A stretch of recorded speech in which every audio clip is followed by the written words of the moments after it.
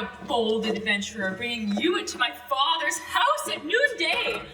Though, to say the truth, we're safer here than in the garden, for there's not a human creature under the roof besides ourselves. Then why not put our scheme into execution this moment? I have a post-chaise ready. Fie! How can you talk so lightly? I protest I'm afraid to have anything to do with you. Your passion seems far too much founded on appetite, and my Aunt Deborah says... What? By all rapture my heart now feels. Oh, to be sure, promise and vow, it sounds very prettily and never fails to impose upon a fond female. Oh!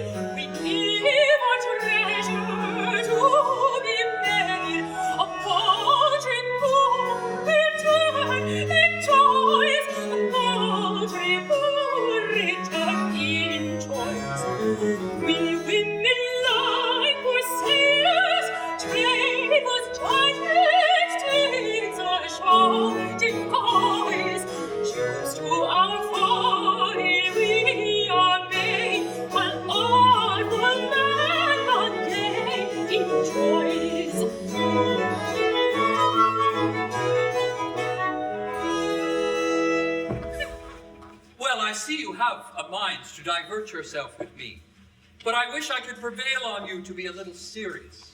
Seriously, then, what would you desire me to say? I've promised to run away with you, which is as great a concession as any reasonable lover can expect from his mistress. Yes, but you dear provoking angel, you have not told me when you will run away with me. Why, that, I confess, requires some consideration. Yet remember, while you are deliberating, the season now so favorable to us may elapse, never to return.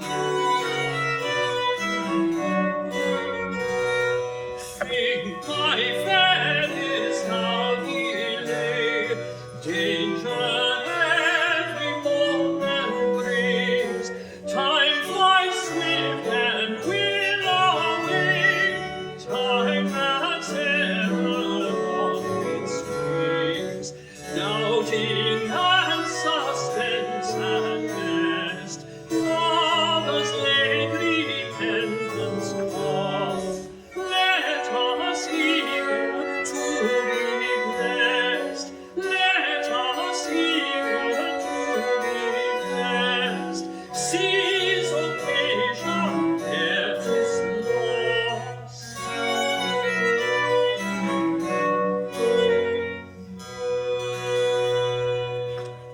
Why, here is nothing in the world in this house but caterwauling from morning till night. Nothing but caterwauling. Hoity-toity, who have we here? My father and my aunt! Devil, what shall we do? Take no notice of them, only observe me. Upon my word, sir, I don't know what to say to it unless the justice was at home. He's just stepped into the village with some company, but if he will sit down a moment, I dare swear he shall return. Oh, sir, here is my papa. Oh. And here is your papa, hussy. Who's this you've got with you, huh? Hark you, sir. Who are you, ye dog? What's your business here? Sir, this is a language I am not used to. Don't answer me, you rascal. I am a justice of peace. If I hear a word out of your mouth, I'll send you to jail for all your laced hat. Send him to jail, brother. That's right. And how do you know it's right? How should you know anything that's right? Sister Deborah, you are never in the right. Brother, this is the man I have been telling you about so long. What man, Goody Wiseacre? Why, the man your daughter has an intrigue with. But I hope you will not believe me, though you see it with your own eyes. Come, hussy, confess, and don't let your father make a fool of himself any longer. Confess what, Aunt? This gentleman is a music master. He goes about the country teaching ladies to play and sing and has been recommended to instruct me. I could not turn him out when he came to offer his service and did not know what answer to give him till I saw my papa. A music master. Yes, sir, that is my profession. It's a lie, young man. It's a lie. Brother, he is no more a music master than I am a music master. Oh, but then you know best. What then you know better than the fellow himself, do you? And you will be wiser than all the world. Brother, he does not look like a music master.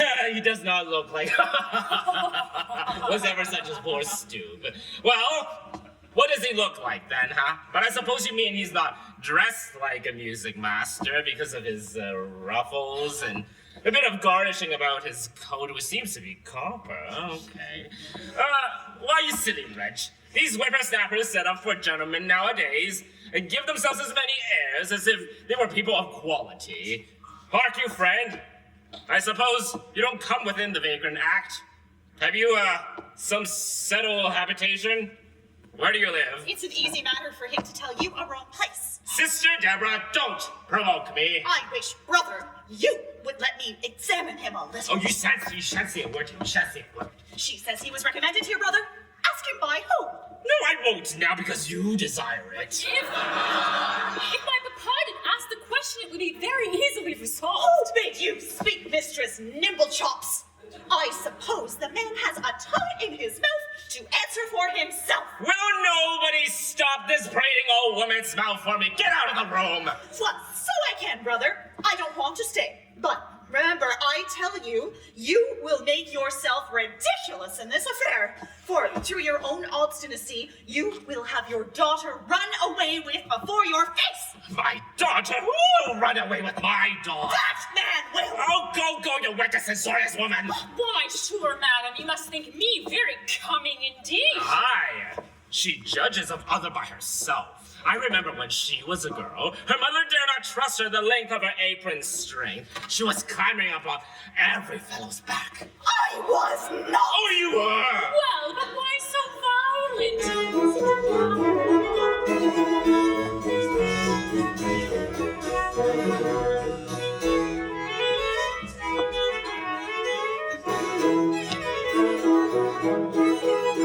Believe me, dear aunt, if you read what's said right, you'll never long persuade. The men all the fly, and leave you to die, and leave you to die. Oh, terrible chance and old maid! Oh, terrible chance and old maid!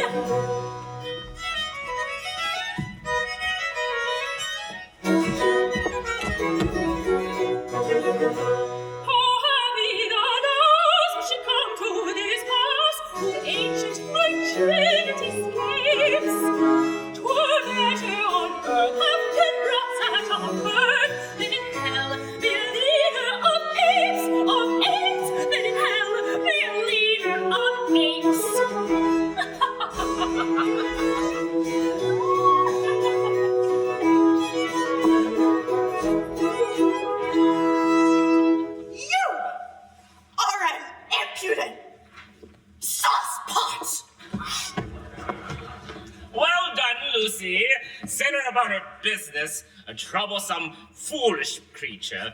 Does she think I want to be directed by her? Come hither, my lad. You look tolerably honest. I hope, sir, I shall never give you cause to alter your opinion. No, I'm not easily deceived. I am generally right in my conjunctures. You must know, I once had a little notion of music myself. Learned upon the fiddle. I could play the trumpet minuet and butter peas, or in 2 or 3 tunes. I remember, when I was in London, About 30 years ago. There was a song, a great favorite at our club at Nando's Coffee House. Jack Pickle used to sing it for us, Drawfish. But 'tis an old thing. I just swear you have heard it often. Yeah? Oh, yeah.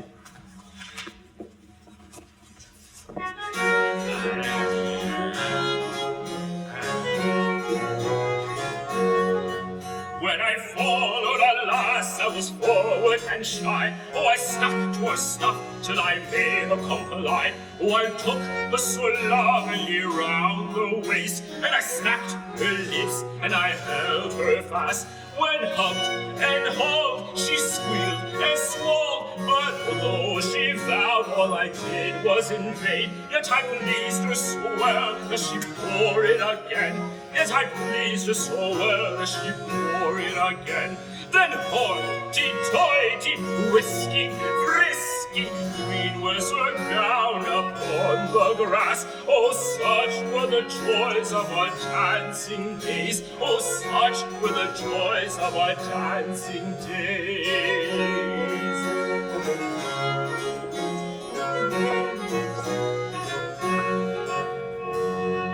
Very well, sir. Upon my word. No, I forget all those things now, but I could do a little at them once. Well, stay and eat your dinner. We'll talk about you teaching the girl. Lucy, take your master to the spinet and show him what you can do. I must go and give some orders.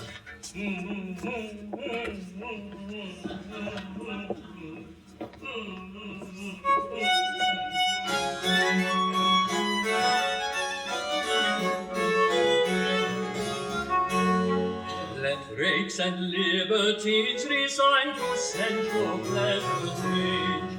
Here all the sexes' charms I find, and ne'er can cool or change. And ne'er can cool or change, and ne'er can cool or change. Let rakes and libertines resign to sensual pleasures range. Here all the sexes' charms I find, and ne'er can cool or change, and ne'er can cool or change. Would you like to try? If you insist.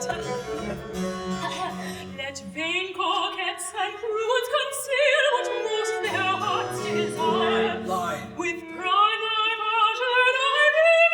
obey it and expire. Yes. Obey it and expire. Obey it and expire. Let vain coquettes and prudes conceal what most their hearts desire. With prime I obey it and expire. Obey it and expire. Let's sing together. The sun shall cease to spread its light, The stars their orbits lead. and fair creation sink in night when I my dear deceive. When I my dear deceive. When I my dear deceive. The sun shall cease to spread its light. The stars their orbits leave. And fair creation sink in night when I my dear deceive. When I my dear deceive. That's enough for today.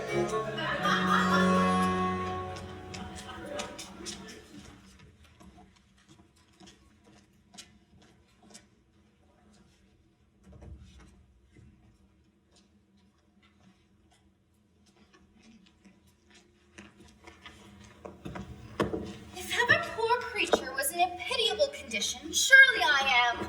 The devil take this fellow, I cannot get him out of my head. And yet I would fain persuade myself I don't care for him. Well, surely I cannot be in love. Let me examine my heart a little. I saw him kissing one of the maids the other day. I could have boxed his ears for it, and have found nothing but fault and quarrel with the girl ever since. Why was I so uneasy at his toying with another woman? What was it to me? Then I dream about him almost every night, but that may proceed his being generally uppermost in my thoughts all day. Worse and worse.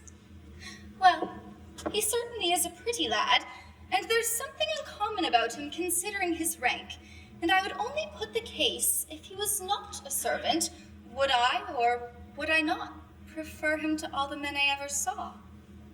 Well, to be sure, if he was not a servant.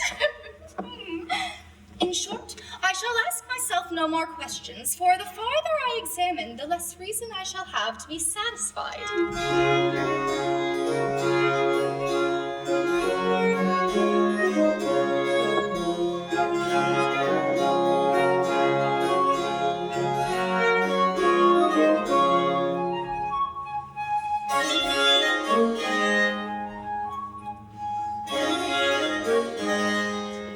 How blessed is the maid whose bosom no headstrong passion knows. Her days in joys she passes, her nights in calm repose. Wherever fancy leads her, no pain, no fear invades her. But pleasure without measure from every object flows. No pain, no fear, wherever she goes. How blessed is the maid whose bosom no headstrong passion knows. Her days in joys she passes, her nights in calm repose. Wherever fancy leads, no pain, no fear invades, no fear invades, no fear invades.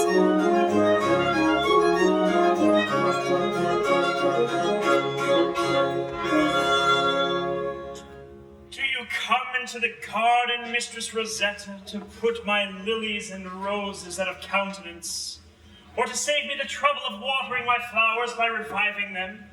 The sun seems to have hid himself a little, to give you an opportunity of supplying his place. Where could he get that now? Come, don't affect to treat me with contempt. I could suffer anything better than that. In short, I love you. There's no more to be said. I'm angry with myself for it and strive all I can against it, but in spite of myself, I love you.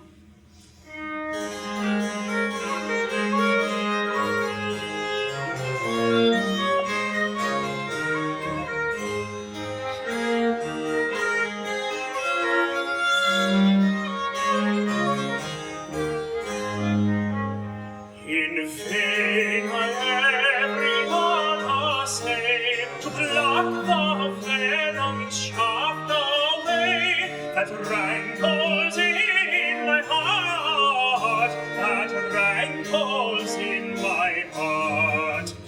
Deep in the center fixed and bound, my effort still enlarge the wound, and fiercer make the start, and fiercer make the start.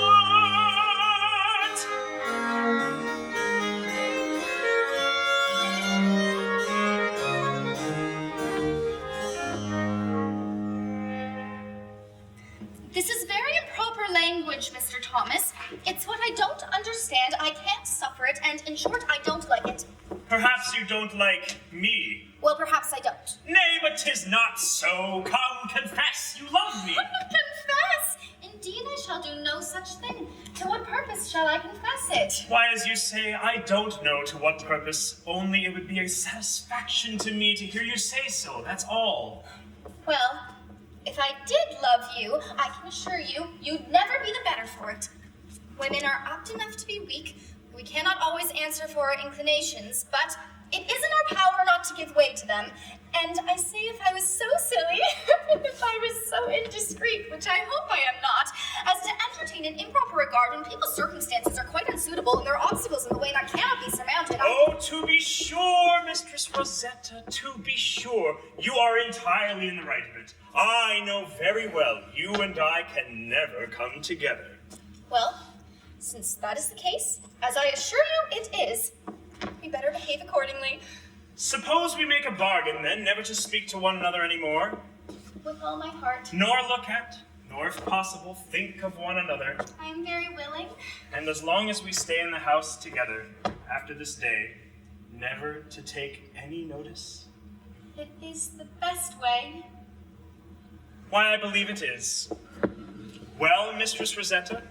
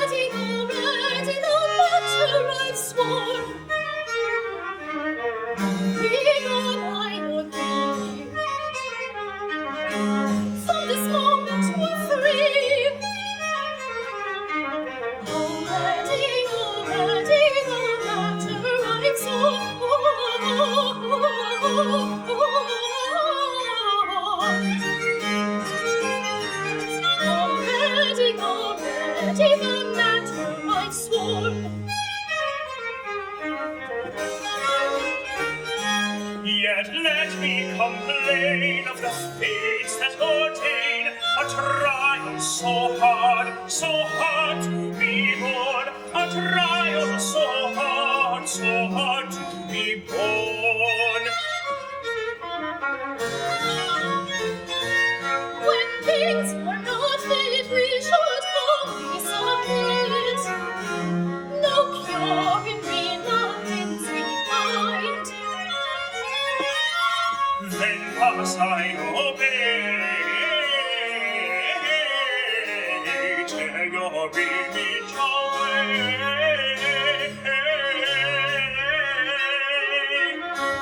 No cure in reluctance we find, then must I obey, tear your image away.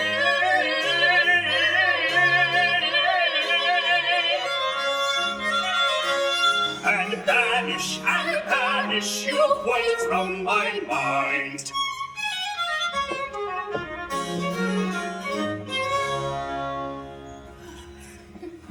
Well, now I am somewhat easier. I'm glad I have come to this explanation with him because it puts an end to things at once.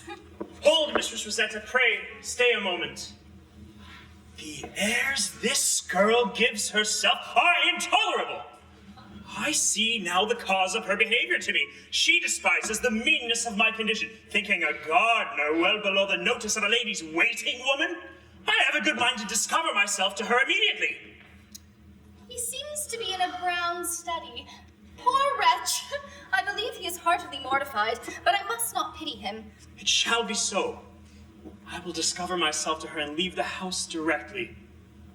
Mistress Rosetta, pox on it, yon is the justice come into the garden. We shall walk around this way. Pray go about your business. I would not for the world he should see us together. The devil take him, he's gone across the parterre and can't hobble here this half hour. I must and will have a little conversation with you. Some other time? This evening in the garden at the lower end of the canal. I have something of importance to communicate to you. Will you meet me there? Meet you? I have a secret to tell you. And I swear from that moment there shall be an end of everything betwixt us. Pray, leave me now. You'll come then. Perhaps I may. Nay, but promise.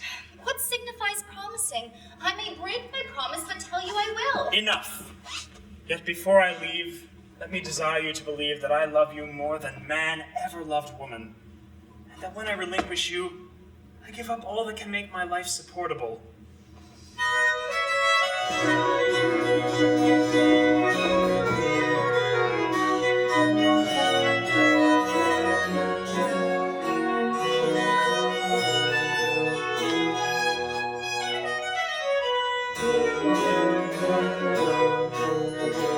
Oh, how shall I in language weak my ardent passion tell, or force my faltering tongue to speak that cruel word farewell? Farewell. But no, thus we part, my thoughts can never stray.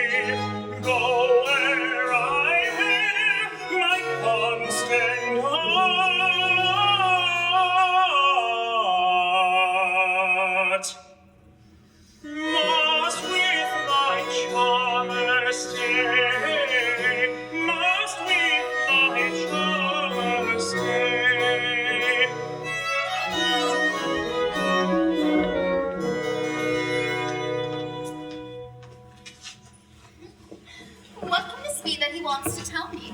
I'm curious to hear it, methinks. Rosetta! So the devil would throw him in my way. Now for a courtship of a different kind. And I'll give him a surfeit. Did you call me, sir? I?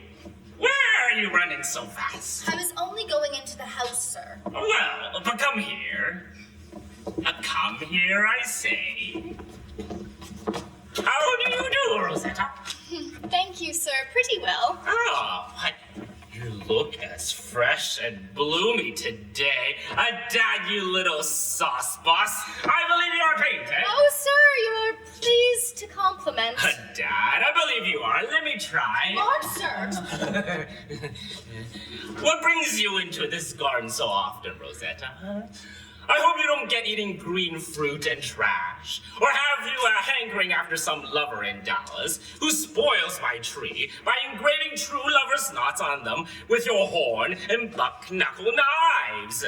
I see your name written upon the ceiling of the servants' hall with the smoke of a candle. I suspect... Not me, I hope, sir. No, sir. I'm of another guess mind, I assure you. For I have heard say, men are so false and fickle. Aye, that's you. Flaunting idle young fellows. So they are, and they are so damned impudent. I wonder if women would have anything to say to them. Besides, all they want is something to brag of and tell again. Why, I own, sir, if ever I was to make a slip, it would be with an elderly gentleman of about 70 or 75 years of age. No, child, that's out of reason. Though I have known many a man turn a threescore with a hale constitution. Then, sir, he should be troubled with the gout of a good, strong, substantial winter cough, and I would not like him the worse if he had a small patch of the rheumatism. Fo, Rosetta, that is jesting. No, sir. Everybody has their taste, and I have mine. But, Rosetta, have you thought of what I was saying to you? What was it, sir? You know well enough, I see. Dear sir, consider my soul. Would you have me endanger my soul? Oh, no, repent. Besides, sir, consider. What has a poor servant to depend on but her character? And I've heard you, gentlemen, say, one thing before and another after. I tell you again, these are the idle, flashy young dogs. But when you have to do with the staid, sober man... And a magistrate, sir. Right! It's quite a different thing. Well, shall we, Rosetta? Shall we? Really, sir, I don't know what to say to it.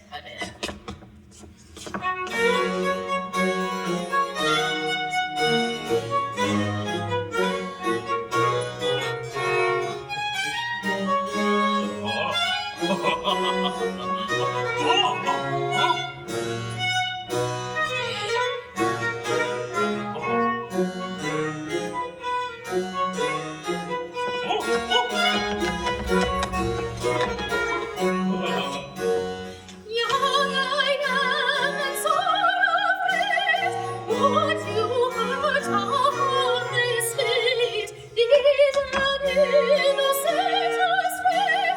Tempt me not, kind sir, I pray.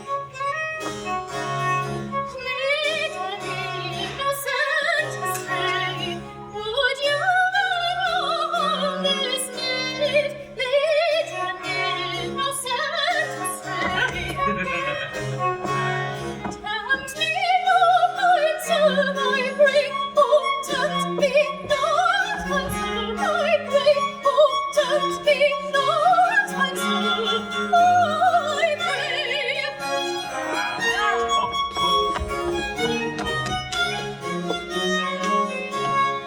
Men too often believe, and should you my hopes deceive, ruin fast, and then forsake.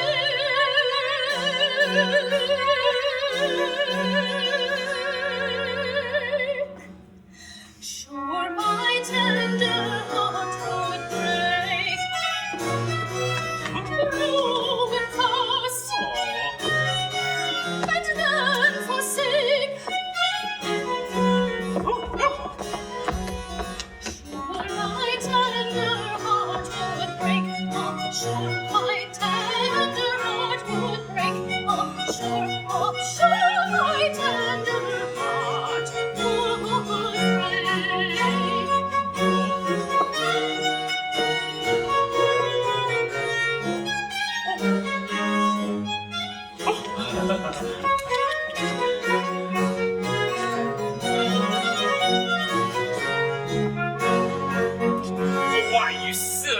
I won't do you any harm. Won't you, sir?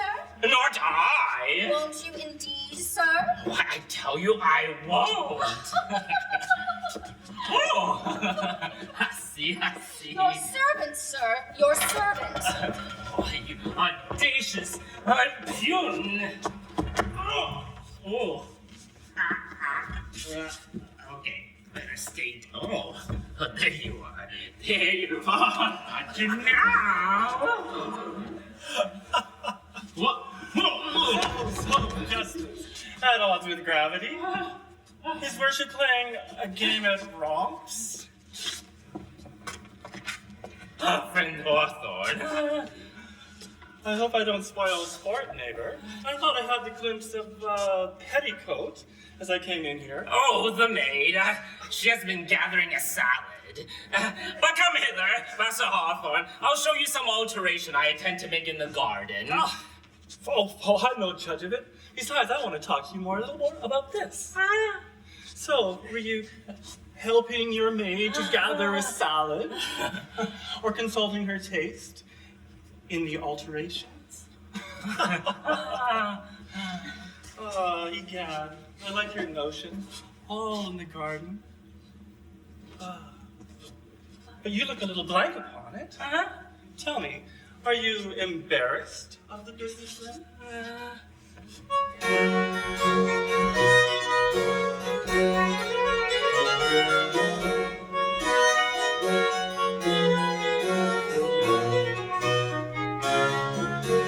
The never blush for a trifle like this. What harm with the fair one to toy and to kiss? The greatest and bravest.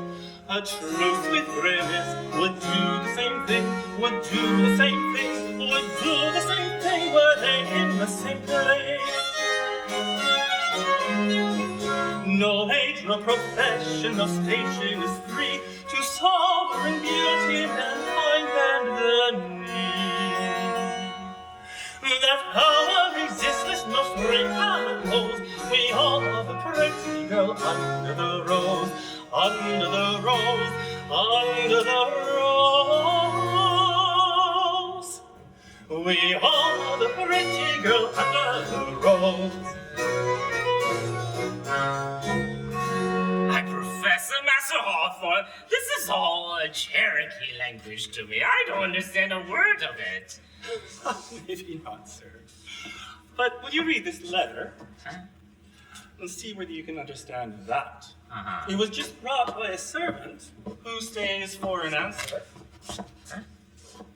Ah, a letter. To me? Yes, it is to me. And yet, I am sure it comes from no correspondence. Where are my spectacles? But I can see very well without them, Master Hawthorne, but this seems to be some sort of a crabbed hand. Let's see. Sir, I am ashamed of giving you this trouble, partly, but I am informed there is an unthinking boy, a son of mine, now disguised and in your service in the capacity of a gardener. Tom is a little wild, but an honest lad, and no fool either. Though I am his father, that's say Tom. Oh, Thomas, a gardener. Oh, I always thought he was a better man's child than he appeared to be, though I never mentioned it. Well, sir, pray, let's hear the rest of the letter. Stay, where is the place, huh? I am coming quest of my runaway, and write this at an inn in your village, while I am swallowing a morsel of dinner, because not having the pleasure of your acquaintance, I did not care to intrude without giving you notice. Whoever this person is, he understands good manners, and I beg leave to wait on you, sir, but desire you would keep my arrival a secret, particularly from the young man William Meadows. I'll show you a very well-worded civil letter. Do you know anything of the person who writes it, neighbor? Let me consider. Meadows. Yeah. By Gad, I believe it is Sir William Meadows of Northamptonshire. And now, I remember, I heard some time ago that the heir of the family had absconded on account of a marriage that was disagreeable to him. It is a good many years since I have seen Sir William, but we were once well acquainted. And if you please, sir, I can go and conduct him up to the house. Oh, do so, Master Hawthorne, do so. But pray, what sort of man is this Sir William Meadows? Is he a wise man? There's no occasion for a man that has 5,000 pounds a year 5,000. to be a conjurer, but I suppose you asked that question because of the story about his son. Taking for granted that wise parents make wise children. No doubt of it, Master Hawthorne, no doubt of it. I warn we shall find. Now this young rascal has fallen in love with some minx against his father's consent. Well, neighbor, perhaps not. But we should remember when we were young ourselves, and I was as likely to play on an old trick as e'er a spark in the 100. Nay, between you and me, I had done it once. If the wench had been as willing as I.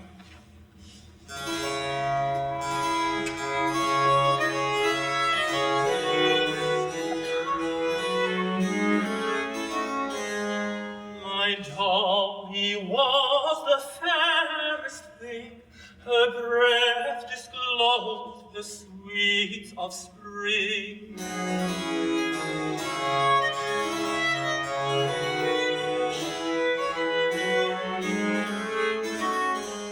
And if for summer would seek, 'twas painted in her eye, her cheek. And if for summer you would seek, 'twas painted in her eye, her cheek.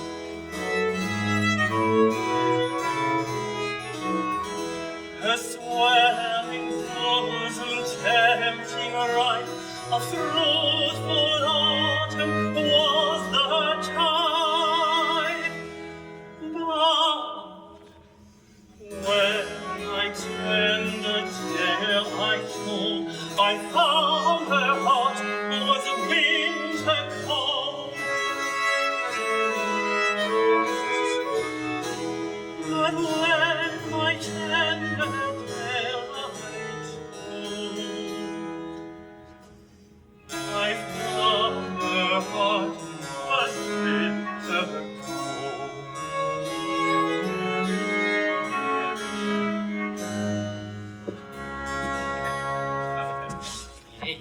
You are always such a scapegrace ratcap.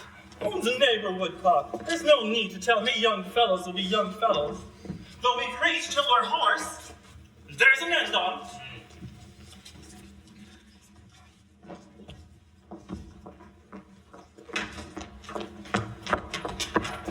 So, mistress, who let you in? Why, I let myself in. Indeed, Mary come up. Why then, pray, let yourself out again. Times have come to a pretty pass. I think you might have had the manners to knock at the door first. What does the wench stand for? I want to know if his worship's at home. Well, what's your business with his worship? Perhaps you will hear that. Look ye, Hodge, it does not signify talking. I am come once for all to know what you intend to do, for I won't be made a fool of any longer. You won't. No, that's what I won't. By the best man that ever wore a head. I am the main game of the whole village upon your account. And I'll try whether your master gives you toleration in your doings. You will? Yes, that's what I will. His worship shall be acquainted with all your pranks, and see whether you will like to be sent for a soldier. There's the door. Take a friend's advice and go about your business. My business is with his worship. Look you, Madge. If you make any of your orations here, never stir if I don't set the dogs on you. Will you be gone? I won't. Here, Towser. Arr, arr, arr.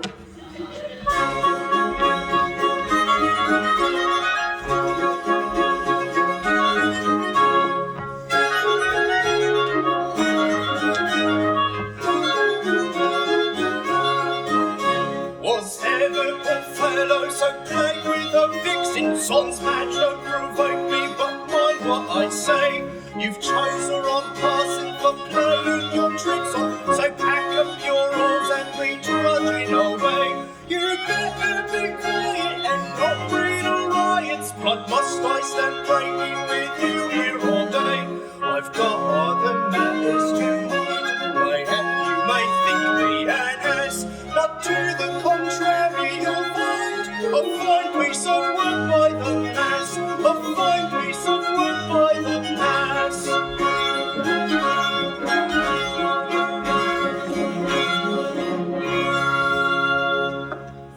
Sure, I heard the voice of discord here, as I live an admirer of mind, and if I mistake not, a rival. I'll have some sport with them. How now, fellow servant? What's the matter? Why, nothing, Mistress Rosette, only this young woman wants to speak with his worship. Madge, follow me. Oh, Hodge, this is your fine madam. But I am as good as flesh and blood as she, and have as clean a skin too. Oh, I may go so gay. And now she's here, I'll tell her a piece of my mind. Hold your tongue, will No, you? I'll speak if I die for it. What is the matter, I say? Why, nothing, Mistress Rosette. Yes, but it is something. It is all along of she, and she may be ashamed of herself. Bless me, child. Do you direct your discourse at me? Yes, I do, and to no one else. There was not a kinder soul living than he was till of late. I never heard a coarse word from him until he kept you company. But all the girls about say there's no such thing as keeping a sweetheart for you. Do you hear this, friend Hodge? Why, you don't mind she, I hope. But if that vexes her, I do like you, I do. My mind runs upon nothing else. And if so was as agreeable to you, I would marry you tonight before tomorrow. Oh, you base rogue! You deceitful fellow, you deserve to have your eyes torn out. Let me at her. I'll teach you to abuse folk and call names. You strike me, you a man. Hold! We shall have a battle here presently, and I shall chance to have my cap tore off. Never exasperate a jealous woman. 'Tis taking a mad bull by the horns. Leave me to manage her. But you manage her, I'll kick her. No! It'll be more for my credit to get the better of her by fair means. I warrant you I'll reason with her. Well, do so then, but may I depend upon you? When shall I speak to the parson? We'll speak of that another time. Go! Madge, goodbye. The brutality of this fellow shocks me. Oh, man, you are all alike. A bumpkin here bred at the barn door. Had he been brought up in court, could he have been more fashionably vicious? Show me the lord, squire, colonel, or captain of them all that can outdo him.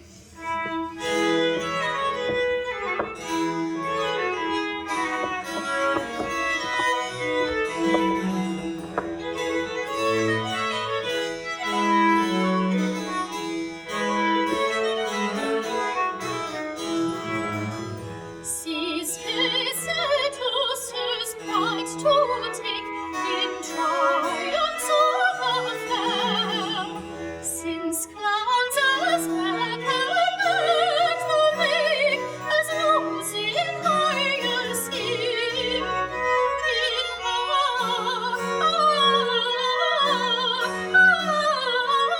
higher scheme. Since clouds as black and the wing as rose in higher scheme. Welcome to shone the shameful fate, shall helpless beauty born. In every rank, in every state, woman finds a home.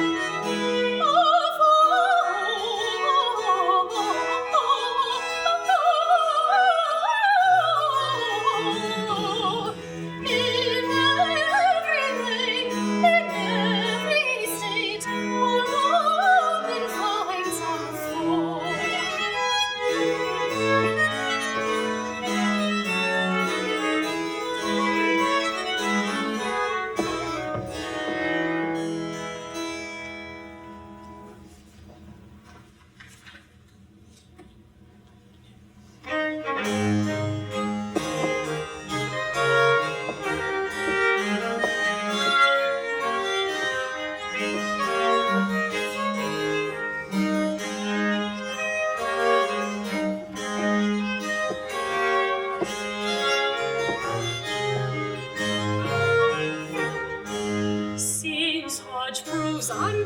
wait for no father I seek, but go up to town in the wagon next week. A service in London is no such disgrace, and Register's office will get me a place.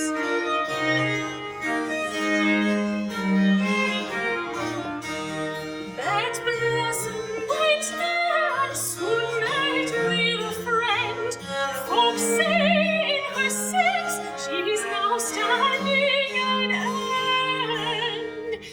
Then why should not I the same maxim pursue, and better my fortune as other girls do, and better my fortune as other girls do.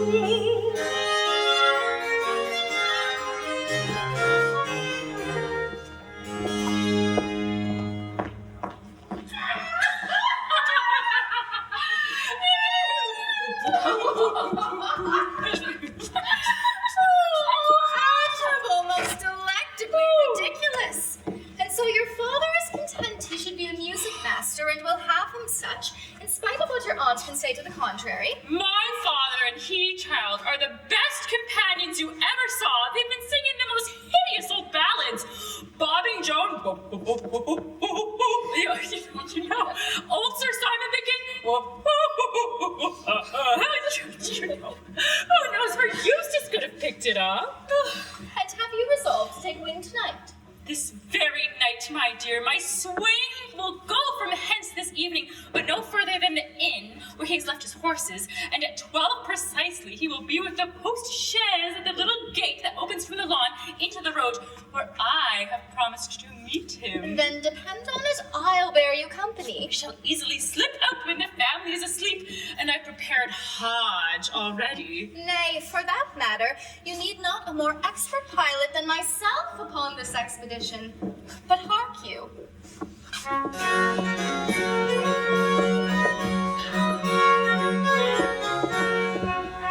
In love should I meet a Voltaire, untutored by fashion or not, whose wishes are warm and sincere, whose words in excess of the heart,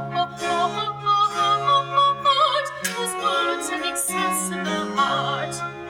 If heart of substantial delight, from this and the stars can be found.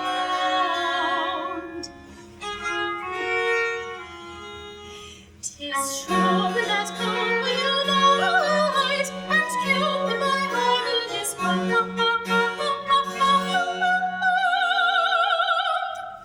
and Cupid my heart is crowned.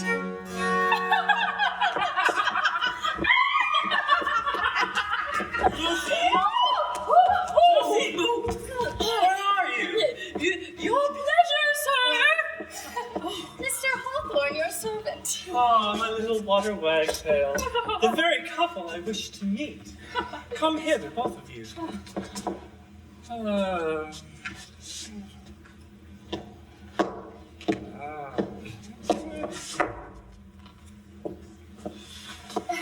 Now, sir, what would you say to us both? Have you got on your best gowns? Your best faces?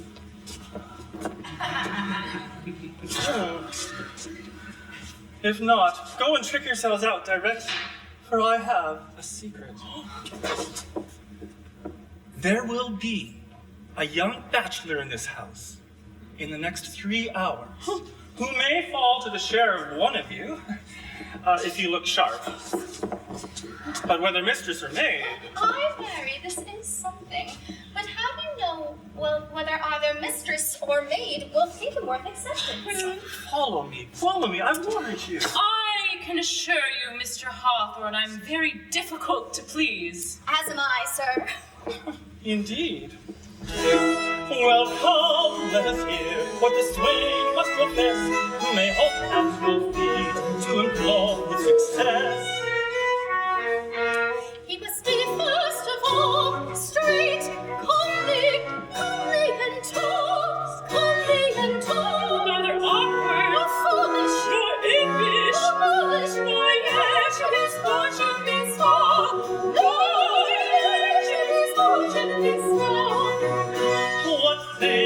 a captain. Oh, bluster and goose. What things of a squire? To be left for his house. Oh, sway, nice words on my mind. But be gentle, obliging and kind. Gentle, obliging and kind.